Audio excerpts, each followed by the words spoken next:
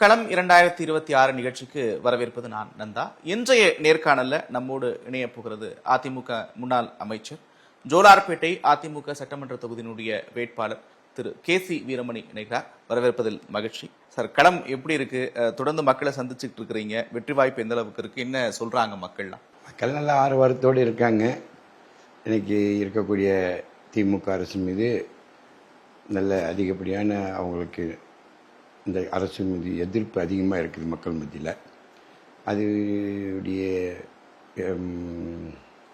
எதிரொலி தான் எங்களுடைய வெற்றிக்கு காரணமாக அமையும். இப்போ தொகுதி மறுசீரமைப்பு தொடர்பான பிரச்சனை போயிட்டு இருக்கு. திமுக போராட்டத்தை முன்னெடுத்திருக்கிறாங்க.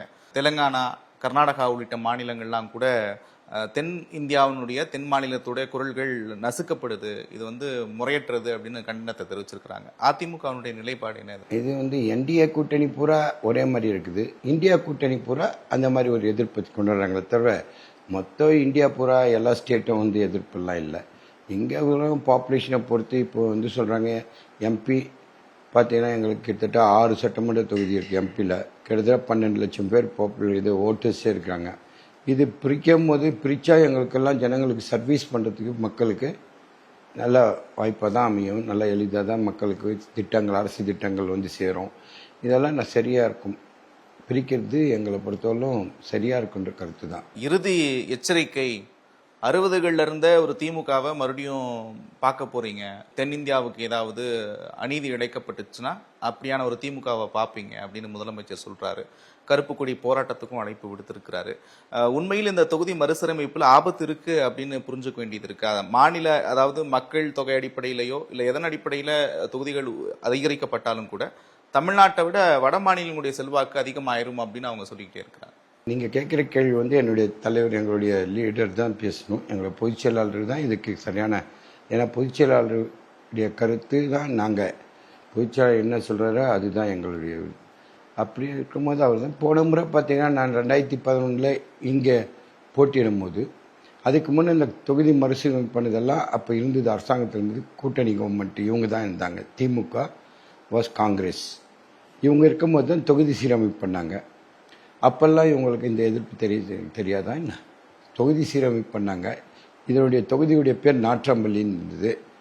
அப்போ இங்கே இருக்கிற மக்கள்லாம் எதிர்ப்பு தெரிவித்தாங்க, ஜோலார்பேட்டைக்கு போகுதுன்னு. அப்போ அதே நான் அமைச்சராக அந்த நேரத்தில் இருந்தால் பயங்கரமாக என் மேலே குற்றங்களை சுமத்திருப்பாங்க. இப்போ அவங்க தான் ஜோலார்பேட்டை, அவங்க இருக்கும்போது தான் தொகுதி சீரமைப்பு நடந்தது. நாற்றம்பள்ளி தொகுதின்னு இந்த ஜோலார்பேட்டைன்னு மாறிச்சு. அப்போ இவங்க எதிர்ப்பு தெரிவித்து இது மாதிரி பல தமிழ்நாட்டில் பல்வேறு தொகுதிகள் இது மாதிரி அமைஞ்சிச்சு. திமுகவோட எல்லா மேடைகள்லையும் ஒரே ஒரு விஷயத்த தொடர்ந்து முன் வச்சுட்டே இருக்கிறாங்க. அதிமுக பாஜக விழுங்கிடும், ஒரு ஆபத்து வந்துட்டு இருக்கு, அதிமுக அந்த ஆபத்து தெரியல, எதிர்கட்சி தலைவராக இருக்கக்கூடிய எடப்பாடி பழனிசாமி ஒரு அடிமையா இருக்கிறாரு இப்படின்னு தொடர்ந்து சொல்லிக்கிட்டே இருக்கிறாங்க. இப்போ திருப்பத்தூர்ல பேசினப்ப கூட எழில் கொஞ்சம் ஏழைகளின் ஊட்டி, ஏழையில் இருக்கக்கூடிய திருப்பத்தூர் 7வது முறையா திமுக ஆட்சி அமைக்கிறதுக்கு தயாராயிருச்சு அப்படின்னு சொல்றாரு. எப்படி இருக்கு? அதாவது ஆட்சி அவர் கட்சி தலைவர் அப்படி பேசலன்னா சரிப்பட்ட தலைவர் பேசுறது, தலைவர் அப்படி தான் பேசுவாங்க. அவர் கட்சியை விட்டு கொடுக்காம தான் பேசுவார். ஆட்சிக்கு வரணும் பேசுறது அவர். ஆனால் எங்களை பொறுத்தளவு களம் எங்கள் பக்கம் இருக்குது. களம் மக்கள் எங்கள் பக்கம் இருக்கிறாங்க. கண்டிப்பாக எடப்பாடியார் ஆட்சி அமையப்போகுது. இவங்கெல்லாம் பிஜேபியோட முதல் தமிழ்நாட்டுக்கு பிஜேபி அடையாளம் காமிச்சதே திமுக தான். திமுகவுடைய தலைவர் கலைஞர் தான் அந்த நேரத்தில் அடையாளம் காமிச்சதே அவர் தான். அவங்க தான் ஃபஸ்ட்டு தமிழ்நாட்டுக்கு கொண்டு வந்தது. இப்போ அவங்களுக்கு அப்போ அடையாளம் காட்டும் போது தெரியலைங்களா அவருக்கு இதெல்லாம். இப்போ அவர் தான் தமிழ்நாட்டுக்கு கொண்டு வந்து இப்போ அப்படியெல்லாம் இப்போ எங்களுக்கு நம்மளுடைய சாதகமாக இருந்தபோது தமிழ்நாட்டுக்கு தேவையான மக்களுக்கு தேவையான திட்டங்களெல்லாம் கொடுத்துருக்காங்க மத்திய அரசு. எதிர்ப்பு தெரிவிக்கும் போது எதிர்ப்பு தெரிவிச்சுக்கிறோம். நம்ம கூட தான் நீட் தேர்வுக்கு ஆதரவு, நம்ம கூட தான் நீட் தேர்வு ரத்து பண்ணணும்னு சொல்லிட்டு அந்த கூட்டணியில் இருந்தால் கூட நம்ம எதிர்ப்பு தெரிவிச்சிருக்கோம். இது மாதிரி சில விஷயங்கள் எல்லாம் தொடர்ந்து எதிர்ப்பு தெரிவிக்கிறது. எதிர்ப்பு எங்கள் பொதுச் செயலாளர் தெரிவிச்சிருக்காரு, ஆதரவு தெரிவிச்சிருக்காரு. அதனால இவங்கக்கிட்ட போயிட்டு நம்ம அடிமையாகணும் ஆயிட்டோம் இல்லை, இது பாரதிய ஜனதா பார்ட்டியோட இவங்கெல்லாம் எனக்கு அடிமையாயிருவாங்க அப்படின்றதெல்லாம் இதெல்லாம் அவருடைய கனவு. அரசியல் ரீதியாக பேசுகிற பேச்சு. அவங்கெல்லாம் இந்த அடிமையாக வந்தாங்க. இருக்கிறவெல்லாம் என்ன தேவையோ அதுவெல்லாம் இருந்தாங்க. அப்புறம் அவங்க கூட்டிலிருந்து வெளியே வரலையா, இது மாதிரி பிரச்சனைன்னு வரும்போது நம்மளும் குரல் கொடுப்போம் இல்லையா. தேர்தல் அறிக்கை அப்படின்றது ஒரு முக்கியமான ரோல் தேர்தலில். இப்போ திமுக தேர்தல் அறிக்கை என்ன சொல்றாங்க அப்படின்னா, கதாநாயகி அப்படின்னு சொல்றாங்க. 8000 கூப்பன் பயங்கரமா ஹிட் ஆயிடுச்சு. எங்க பார்த்தாலும் அந்த விஷயத்தை தான் சொல்லிட்டு இருக்கிறாங்க அப்படின்றாங்க. களத்துக்கு போயிட்டு இருக்கிறீங்க, மக்களை சந்திக்கிறீங்க. அதிமுக தேர்தல் அறிக்கைக்கு எப்படி வரவேற்பு இருக்கு? ரெண்டத்தையும் ஒப்பிட்டா எப்படி இருக்கு? அதிமுக தேர்தல் வாய்ப்பு, அதாவது இனி திமுகவை எந்த விதத்திலும் இவங்க நம்புற மாதிரி இல்லை. காரணம் என்ன, இவங்க சொன்ன வாக்குறுதியை இவங்களால் நிறைவேற்ற முடியல. ஃபர்ஸ்ட் அதுக்கப்புறம் சட்டம் ஒழுங்கு இன்னைக்கு அவங்களால சரி செய்ய முடியல. பெண்களுக்கு பாதுகாப்பு இல்லை அப்படின்னு சொன்னா மொத்த பெண்களும் ஆரவாரமா பேசுறாங்க, ஆமா ஆமான்னு கூச்சல் போடுறாங்க. பெண்களுக்கு பாதுகாப்பு இல்லைன்ற அந்த வார்த்தை, நம்ம சட்டம் ஒழுங்கு சரியில்லைன்னு சொல்லி ஆரம்பிச்சாவே பெண்கள் மத்தியிலிருந்து வர வார்த்தையே பெண்களுக்கு பாதுகாப்பு இல்லைன்னு தான் எதிர்குரல் வருது. அந்த அளவு இவங்களுக்கு சட்ட ஒழுங்கு பிரச்சனை. அதே மாதிரி விலைவாசி 1000 தான் கொடுக்குறீங்க, 1000 கொடுத்துட்டு விலைவாசி ஏன்னு போயினே இருக்குது. அது பெண்கள் வாயிலே வருது. அங்கே அந்த கேம்பெயினில் போகும்போது அந்த பெண்களை அந்த வார்த்தையே வாயில வர்றாங்க. இந்த மாதிரி 1000 கொடுக்குறாரு, ஆனால் விலைவாசி எங்கேயோ ஏறி போயினே இருக்குது, மாதம் 5000 6000 கூடுதல் செலவாயிடுச்சு இவங்கனால, இவங்க ஆட்சி வந்ததுனால அப்படின்னு சொல்கிறாங்க. இதெல்லாம் இந்த மாதிரி விஷயங்கள்லாம் வந்து பெண்கள் மத்தியில் பெரிய இந்த அரசாங்கத்து மீது எதிர்ப்பு, பெரிய எதிர்ப்பு இருக்குது. இதெல்லாம் இவங்க கட்டுப்படுத்த தவிர்த்தாங்க. விலைவாசியை நாங்கள் ஆட்சிக்கு வந்தால் கட்டுப்படுத்துவோம்னு சொன்னவர் தான் ஸ்டாலின். ஆனால் ஆட்சிக்கு வந்தாங்க. எடப்பாடியார் ஆட்சியில் 30 ரூபா 35 ரூபா அரிசி பருப்பு விற்றுச்சு. ஒரு மூட்டை அரிசி இன்னைக்கு 1000 ரூபாய் விற்றுது, இன்னைக்கு 1800 900 2000 ரூபாய் கிட்ட போயிடுச்சு. இது மாதிரி தான் விலைவாசி இன்னைக்கு ஏறி போச்சு, எல்லா விலைவாசியும். அதே மின்சார கட்டணம் 5 முறை ஏற்றிட்டாங்க. மின்சார கட்டணம் 5 முறை 6 முறை உயர்த்திருக்காங்க. மின்சார கட்டணத்தை ஏற்ற மாட்டேன், மின்சாரத்தினால நாங்கள் கட்டுப்படுத்துவோம்னு சொன்னவங்க விலைவாசி கட்டுவோம், சொத்து வரியெல்லாம் நாங்கள் ஏற்ற மாட்டோம். இதெல்லாம் தேர்தல் வாக்குறுதியில் சொன்னது எல்லாம் எதிர்மறையாகவே ஆச்சு. எல்லாமே அவங்க சொன்னது ஒன்று, ஆட்சிக்கு வந்த பிறகு செஞ்சது ஒன்று. இது மக்கள் மத்தியிலாம் நல்ல தெளிவாக இருக்காங்க மக்கள். இப்போ இவங்க கொடுக்குற 1000னால இந்த 1000 அடிமையாயிருவாங்கலாம் இவங்க நினைக்கிறாங்க. தேர்தல் அதுக்கு பதில் சொல்லும். இந்த தேர்தலில் அவங்களுக்கு கரெக்டான தெளிவான ஒரு பதில் வரும் அந்த ஆளுங்கட்சி. நிச்சயமா கூட்டணியில் இருக்கக்கூடிய பாஜகவும் தேர்தல் அறிக்கையை வெளியிட்டு இருக்கிறாங்க. நிறைய விஷயங்கள் சொல்லியிருக்கிறாங்க. பண்டிகைக்கு சிலிண்டர் கொடுப்போம் அப்படின்னு சொல்லியிருக்காங்க, 2000 ரூபாய் கொடுப்போம் சொல்லியிருக்காங்க, நிறைய விஷயம் சொல்லியிருக்காங்க. அதுல திருப்பரங்குன்றத்துல தீபம் ஏற்றுறதுக்கான நடவடிக்கை எடுக்கப்படும் அப்படின்னு சொல்றாங்க. இதை எப்படி பாக்குறீங்க நீங்க? திருப்பரங்குன்ற விஷயமெல்லாம் நம்மளுக்கு அவ்வளோ டீப்பாக தெரியாது. அதெல்லாம் நம்ம பொதுச்செயலாளர் பார்த்துக்கிறாரு. நம்ம ஏரியா பிரச்சனை எதுன்னு சொல்லுங்க, இந்த பக்கத்து பிரச்சனைனா நான் பதில் சொல்றேன். காலையிலேருந்து பார்த்துக்கிட்டு இருந்தோம். ஒரே மீட்டிங், இப்படி ரொம்ப பிஸியாவே இருக்கிறாரு. ஒரு அரசியல்வாதியா கேசி வீரமணி இருக்கிறது அப்படின்றது எவ்வளவு கஷ்டம்? ஒரு 24 மணி நேரம் உங்களுக்கு எப்படி இருக்கும்? இல்லை சிரமங்கள், ஏன்னா எப்போ நம்ம வந்து பொது வாழ்க்கைக்கு வராமல் ஒரு தொழிலதிபராகவே இருந்திருக்கணும். எப்போ நம்ம பொது வாழ்க்கை செய்யணும்னு ஆசைப்படும். ஏன்னா என் ஃபேமிலி பொது வாழ்க்கையில் இருந்தது. அப்பா திராவிட கழகத்தில் தலைவராக இருந்தார், மாவட்ட தலைவராக இருந்தார், பெரியாரிஸ்ட்டு. அதில் அந்த அப்பாவுடைய அந்த செயல்பாடு அப்பா எல்லாம் அந்த பொது வாழ்க்கையில் இருந்ததுனால அது ஆட்டோமேட்டிக்காக எங்களுக்கு பொது வாழ்க்கை வந்துடுச்சு. இது ஒரு மாதிரி எனக்கு என் லைஃப்பில் இந்த பொது வாழ்க்கைன்றது வந்து இது ஒரு ரொம்ப ஜனங்களுக்கு ஏதோ நம்ம செய்கிறோம், திருப்தி படுறோம், சில இடங்களில் தேவைகளை பூர்த்தி செய்கிறோம், சில இடங்களாச்சும் இப்போ இந்த மாவட்டத்துக்கு பிரித்து கொடுத்தோம், இந்த தொகுதி பூரா காவேரி தண்ணீர் கொண்டு வந்து கொடுத்தோம், அரக்கோணம் வரலும் காவேரி தண்ணி போகுது, இந்த மாதிரி வேலைங்க. அங்கங்கே தாலுக்காவை பிரித்து கொடுத்துருவோம், பள்ளிக்கூடங்களை தரம் உயர்த்துறோம், கல்லூரிகளை இன்னும் பாலிடெக்னிக்கில் கொண்டு வந்திருக்கோம், மருத்துவமனைகளெல்லாம் தரம் உயர்த்தி புது மருத்துவமனைகள்லாம் இதெல்லாம் நம்மளுக்கு வந்து நம்ம பிறந்தோம் வளர்ந்தோம் வாழ்ந்தோன்றதை காட்டிலும் சமுதாயத்துக்கு இதெல்லாம் செஞ்சுருக்கோன்ற மனநிறைவு இருக்குது. அதனால் பொது வாழ்க்கையில் வந்து இது வந்து எனக்கு ஒரு பெரிய, நம்ம ஓடுறது ஓடியாரதெல்லாம் எக்ஸசைஸாக தான் வச்சுக்கிறேன், தவிர சிரமமாக எடுக்கல. எங்களுக்கெல்லாம் கல்யாண பத்திரிக்கை ஏதாவது வந்தது அப்படின்னா ஒரு கல்யாணத்துக்கு போகிறதே ரொம்ப சிரமமாக இருக்கும். எங்களுக்கு ஒரு கல்யாணத்துக்கு போயிட்டு வர்றதே, அந்த நேரம் ஒதுக்குறதே கஷ்டமாக இருக்கும். உங்களுக்குலாம் ஒரு முகூர்த்த நாள்லாம் எத்தனை பத்திரிக்கை வரும்? 64 பத்திரிக்கைலாம் அட்டன் பண்ணிக்கிறேன். இன்னைக்கு மதியம் போனோன்னா மறுநாள் ஈவினிங் வரல முடிச்சுட்டு வர்றதுக்கு ஆகும். அந்த அளவுக்கு எல்லா கல்யாணத்தையும் அட்டன் பண்ணிடுவேன், எதுவும் விடவும் மாட்டேன். அதே நேரத்தில் தொகுதியில் விசாரிக்கிறப்ப எல்லார்கிட்டையும் ஒரு செல்ல பிள்ளையா கேசி வீரமணி இருக்கிறத பார்க்க முடியுது. எப்படி அந்த பேரை காப்பாற்றிக்கிறீங்க? இது அதாவது நம்ம தொழிலும், என்னுடைய தொழில் வந்து பீடி ஃபேக்ட்ரி. அந்த பீடி ஃபேக்ட்ரி எங்களுடைய கான்ஸ்டியூஷன் பூரா எங்களுடைய அந்த பீடி சுற்றக்கூடிய லேபர்ஸ் ஒர்க்கர்ஸ் இருக்காங்க. அது சின்ன வயசுலேருந்தே எங்களுக்கு கொஞ்சம் அதில் பழக்க வழக்கங்கள் ஜனங்களோட இருந்தது. அது மட்டும் இல்லாமல் கொஞ்சம் எனக்கு ஜனங்களோட ஈடுபாடு, கொஞ்சம் அவங்களோட கொஞ்சம் உறவோடு இருக்கணும், அவங்களோட இணக்கமாக இருக்கணுன்றது இயல்பாகவே இருக்கக்கூடிய பண்பு. இது அமைச்சராக இருக்கும் போதுலேருந்து பார்த்துக்கிட்டு இருக்கோம். பெருசாக பேசிடாத ஒரு அமைதியான ஒரு அமைச்சர் நீங்கள். இருந்தாலும் வேலை ஒரு பக்கம் நடந்துக்கிட்டு தான் இருந்திருக்கும். உங்களுக்கு தனிப்பட்ட வாழ்க்கையில் என்னெல்லாம் பிடிக்கும், எதை விரும்பி சாப்பிடுவீங்க, என்ன படம்லாம் பார்ப்பீங்க, அப்படி என்ன இன்ட்ரெஸ்ட் உங்களுக்கு இருக்குது? சினிமாலாம் பார்த்துருந்தேன். சினிமாலாம் எப்படி அம்மா இருக்கும்போதே கூட செகண்ட் ஷோலாம் மற்ற மினிஸ்டர் ஆகும்போது கூட ஓடி போயிடுவேன். ஏதாவது சினிமாலாம் இங்கிலீஷ் படங்க ஏதாவது நல்ல படமாக இருந்தால் போய் பார்த்துட்டு வருவோம். தமிழ் படம் கூட எதாவது. அப்புறம் அம்மா இறந்த பின்னாடி அன்னைக்கு இன்னைக்கு வரல ஒரு சினிமா கூட பார்க்கல. அம்மா இறந்த பின்னாடி அதோட அந்த அம்மா இறந்த போது தான் எங்களுடைய ஒய்ஃபும் ஒரு அம்மா இறந்த ஒரு 4-5 மாதத்துக்கு முன்னே தான் என் ஒய்ஃப் இறந்து 2 மாதத்துக்கு முன்னே தான் என் ஒய்ஃப் இறந்துட்டாங்க. அதனால் எல்லாம் ஒரு அதுலேருந்து எதுவுமே இந்த மாதிரி சினிமா இந்த என்டர்டெயின்மெண்ட் இதெல்லாம் பார்க்குறது அதெல்லாம் தவிரிச்சு முடிஞ்சு போச்சு.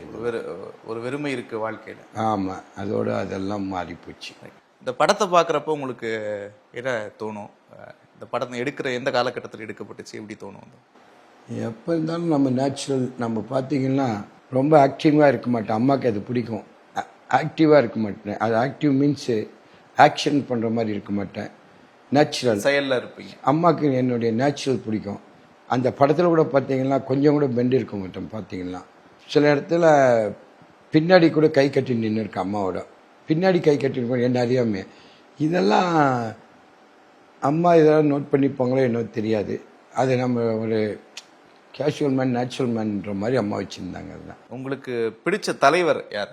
எனக்கு பிடிச்சது நம்மளுடைய அம்மா தான்.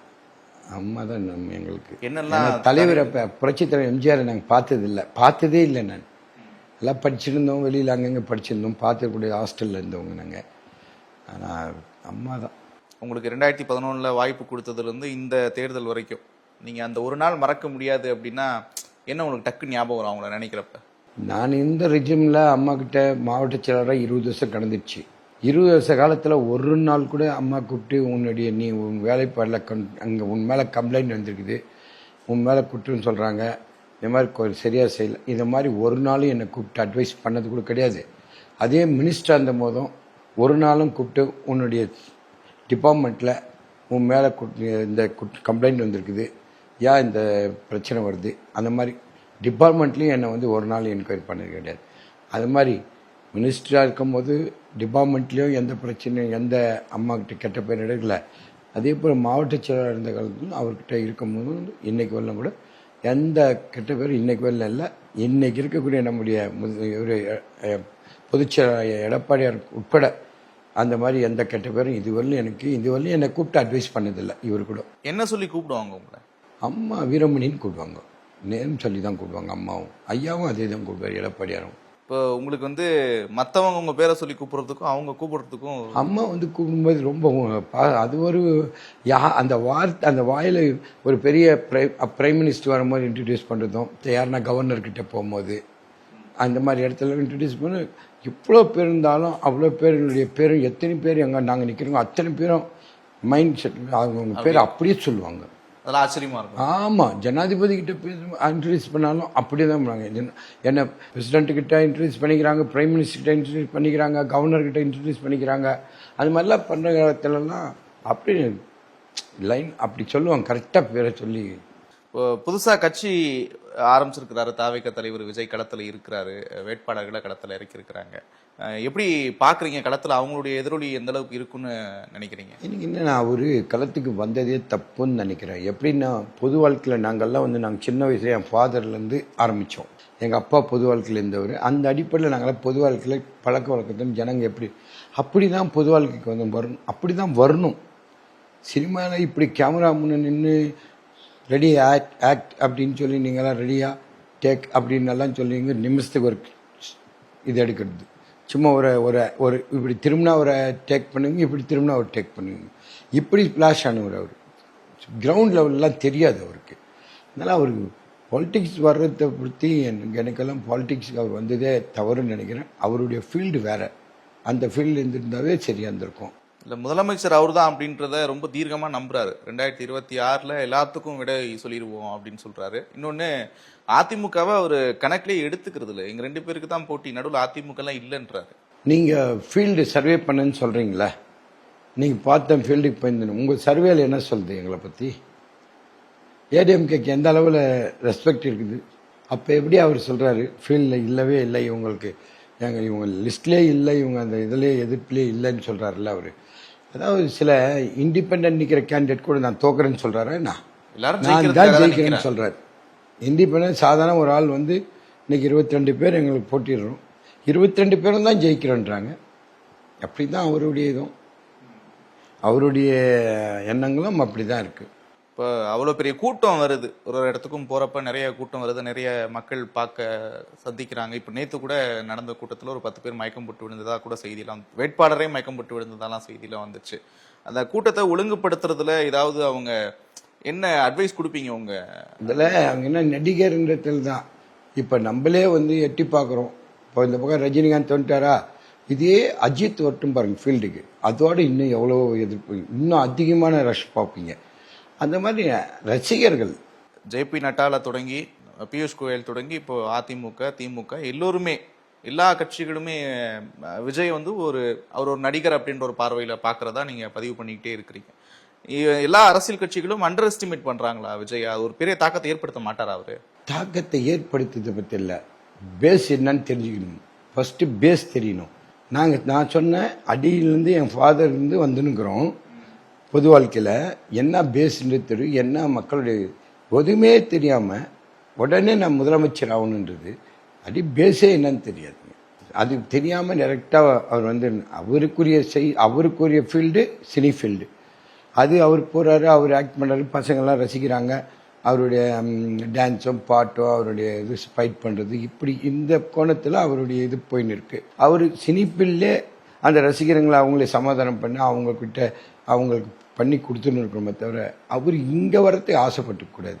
இவர் சினி ஃபீல்டை விட்டு இன்னைக்கு பாலிட்டிக்ஸ் வந்த காரணமே திமுக தான். அவங்க கொடுத்த தொந்தரவுக்கு அவங்க ஏதாவது இவருடைய சினி ஃபீல்டில் இவருக்கு ஏதாவது தொந்தரவு கொடுத்துருப்பாங்க போலக்குது. அவங்கள எதிர்த்து தான் அவர் பொலிட்டிக்ஸ்க்கே வரார். அது எடுக்க வேண்டிய பிரச்சனை, அது ஏதாச்சும் ஆளுங்கட்சி மத்திய அரசோட மாநில அரசோட எதிர்ப்பு இருக்கக்கூடிய ஆளுங்கிட்ட பேசி அதுக்கு ஏதாச்சும் அவர் சுமூகமான முடிவு எடுத்துருக்குமே தவிர அதுக்கு இதுதான் பண்ணி இப்படி தான் முடிவு எடுக்கணும்னா அது வந்து இவரால் இந்த மக்களை சமாளிக்கிறதுன்ட்டு சாதாரண விஷயம் இல்லை. இது சாதாரணமாக தெருவுக்கு வர முடியாத ஆள். ரசிகர் கூட்டம் அப்படி இருக்கு அவருக்கு. சாதாரணமாக வந்து மக்களை சந்திக்க முடியாது. நீ எவ்வளோ பேர் நீ முதலமைச்சர் ஆனால் கூட அந்த இடத்துல அந்த போலீஸ் போஸ்ட் தாண்டி வெளியே வரவே முடியாது. ஒரு பெரிய முடியாத ஒரு தலைவர் அவருக்கு வந்து அந்த மாதிரி ரசிகர் கூட்டம் அப்படி. அந்த மாதிரி ரசிகர்னா அதுக்கு இப்போ எல்லாருக்குமே இப்போ கிரிக்கெட் பிளேயரும் கூட சாதாரணமாக நீங்கள் வந்து டெண்டுல்கர்லாம் வந்துட்டால் கிட்டே போக முடியாது. மற்ற இருக்கக்கூடிய சீனியர் முன்னணி கிரிக்கெட் வீரர் யார் இருந்தாலும் அவங்கள முதல்ல நம்ம பார்க்க முடியுதுங்களா? கிட்ட போக முடியாதுங்க. அது மாதிரி தான் இவங்களும்.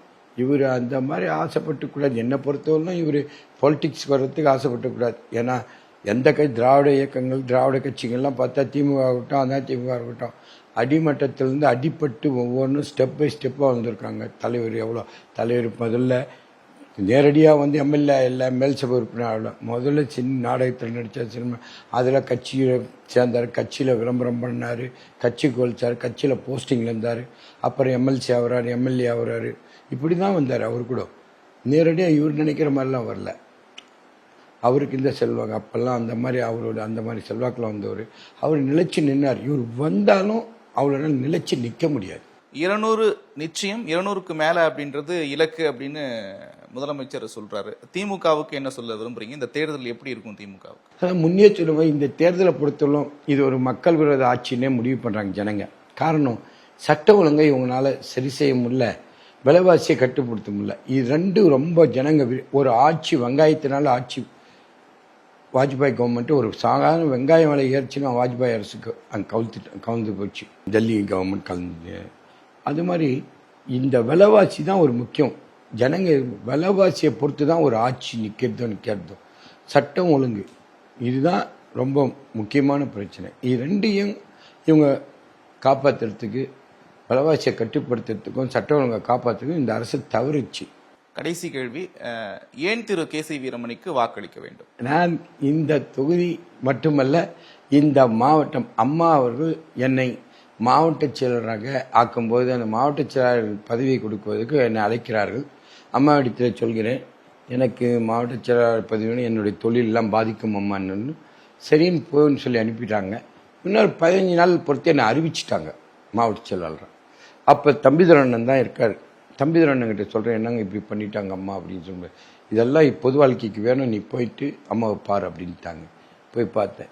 அன்னைக்கு தான் அந்த பொது வாழ்க்கையில் ஈடு எப்போ அந்த மாதிரி எனக்கு அதிகாரங்கள் இந்த மாதிரி எல்லாம் பக்கபலங்கள் இருக்குது தொடங்கிச்சோ ஜனங்களுக்கு ஏதாச்சும் நம்முடைய வாழ்நாளில் பண்ணணும் செய்யணும், நம்மளால் முடிஞ்ச உதவிகள், நம்மளால் முடிஞ்ச ஏதாவது திட்டங்கள் இதெல்லாம் நம்ம மக்களுக்கு கொண்டு வந்து சேர்த்தணும். அது லைஃப்பில் எனக்கு ஒரு அதாவது என்ன நம்மளும் பிறந்தோம் வளர்ந்தோன்னு இல்லாமல் அது எதாவது நம்ம லைஃப்பில் என்ன சாதிச்சோன்ற அந்த உணர்வு ஏற்படணும். அந்த அளவுக்கு இது நம்ம ஜனங்களுக்கு ஒத்தாசையாக இருக்கணுன்றதுக்கோசம் தான் அந்த வாழ்க்கையை நாங்கள் எப்போ தொடங்கிட்டோமோ அது தொடர்ந்து போயின்னுக்குது. அதை விட்டுட்டு வந்தோம்னா இப்போ நான் எனக்கு சரி ஓட்டு வேண்டாம், நான் வேண்டாம், எலெக்ஷன் வேண்டாம், தேர்தல் நிற்கல அப்படின்னு வெளியே வந்தோம்னா தொண்டருங்க விட மாட்டாங்க. ஃபஸ்ட்டு தொண்டருங்க விட மாட்டாங்க. தொண்டருங்க அந்த அளவுக்கு பக்கபலமா இருக்கிறாங்க. வேகபலமாக இருக்கிற பக்கபலமாக இருக்கிற அவங்க அவங்க தொண்டர்கள்லாம் கேள்விக்குறியாயிரும். இங்கே கட்சிக்கு தலைமையே இல்லாத போயிடுச்சுன்னா எப்படி இருக்குமோ அது மாதிரி தான் இங்கே எங்கள் மாவட்டத்தில் எங்கள் மக்களுக்கு நாங்கள் இதை விட்டு அரசியல் வேண்டாம், சரி நான் தொழிலை பார்த்துட்டு போனாவே இவ்வளோ பேர் எதிர்பார்ப்பு, இவ்வளோ பேர் என் கூட இருக்கிற நம்பிக்கையோடு இருக்கக்கூடியவங்களுடைய நம்பிக்கையெல்லாம் வீண் போயிடும். இதெல்லாம் இருக்குது, இதெல்லாம் யோசிக்க வேண்டிய சூழ்நிலை. அப்படி தான் நாங்கள் இப்போது போயின்னுக்கிறோம். அதனால் நாங்கள் தேர்தலில் எங்களுக்கு வாக்களிங்க, எங்களை வெற்றி பெற செய்யுங்க. நாங்கள் இன்னும் பல்வேறு திட்டங்களை எப்படி மாவட்டத்தை பிரித்தோமோ, எப்படி காவிரி தண்ணீரை இந்த மாவட்ட மக்களுக்கு கொண்டு வந்து கொடுத்தோமோ, கல்லூரிகளை திறந்தோமோ, மருத்துவமனை தரம் வைத்தோமோ, பள்ளிக்கூடங்களை தரம் வைத்தோமோ, இதை போன்ற பல்வேறு சாலைகள், நல்ல சாலை திட்டங்களை 4 வழிச்சாலை எல்லாம் கொண்டு வந்து கொடுத்துருக்கோம். இது மாதிரி இன்னும் பல்வேறு அடுத்த தேவை மருத்துவக் கல்லூரி இந்த மாவட்டத்திற்கு அவசியம். இதை போன்ற திட்டங்கள்லாம் கொண்டு வருவதற்காக நாங்கள் பாடுபடுவோம் என்று தான் நாங்கள் இன்றைக்கு எங்களுக்கு வாக்களியுங்கள் என்று மக்களிடையே நாங்கள் சந்தித்துக் கொண்டிருக்கோம். வாக்குப்பதிவுக்கு இன்னும் சில நாட்களே இருக்கக்கூடிய சூழல்ல ரொம்ப நெருக்கடியான நேரத்தில் இவ்வளவு நேரத்தை செலவிட்டு ரொம்ப பொறுமையா பதில் சொன்னீங்க. கருத்துக்களை பகிர்ந்து கொண்டமைக்கு நன்றி. பார்த்த நேயர்களுக்கும் நன்றி.